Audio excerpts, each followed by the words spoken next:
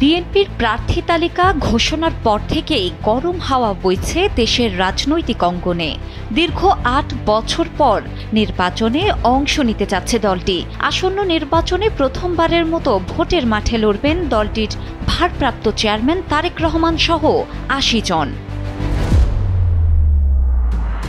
সোমবার ত্রয়োদশ জাতীয় সংসদ নির্বাচন উপলক্ষে ২৩৭ জনের প্রাথমিক প্রার্থী তালিকা ঘোষণা করেছে দেশের বড় রাজনৈতিক দল বিএনপি, যেখানে আলোচিত বিষয় প্রথমবারের মতো প্রার্থী হয়েছেন কারা।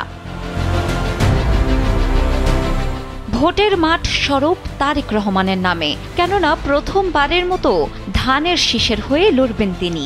তালিকা বিশ্লেষণে দেখা গেছে পুরনো অভিজ্ঞ নেতাদের পাশাপাশি এবার বেশ নতুন মুখকে সুযোগ দিয়েছে বিএনপি। অতীতের কোনো নির্বাচনী প্রার্থী না হওয়া ৮১ জন নতুন নেতা এবার প্রথমবারের মতো ধানের শীষ প্রতীক নিয়ে লড়াইয়ে নামছেন।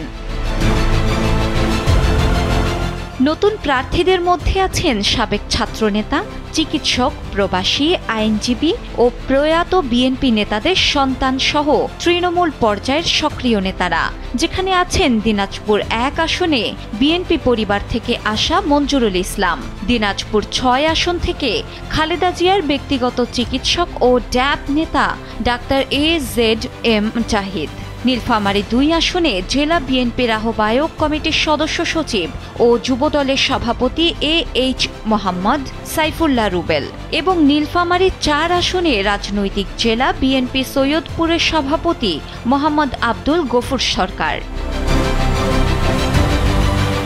এছাড়াও বগুড়া ৬ আসন থেকে তারেক রহমান, বগুড়া ৩ আসনে আব্দুল মুহিত তালুকদার, নওগাঁ ৩ ফজলে হুদা বাবুল, নাটোর ১ আসনে সাবেক মন্ত্রী ফজলুর রহমান পটলের মেয়ে ফারজানা শারমিন পুতুল, পাবনা ৩ আসনে কৃষক দলের কেন্দ্রীয় সভাপতি মোহাম্মদ হাসান জারিফ তুহিন, যশোর ৬ আসনে ছাত্রদলের সাবেক সভাপতি কাজী রওনকুল ইসলাম শ্রাবণ, ঢাকা ৬ আসনে ঢাকার মেয়র ও বিএনপি নেতা সাদেক হোসেন খোকার ছেলে ইশরাক হোসেন সহ আরও অনেকেই।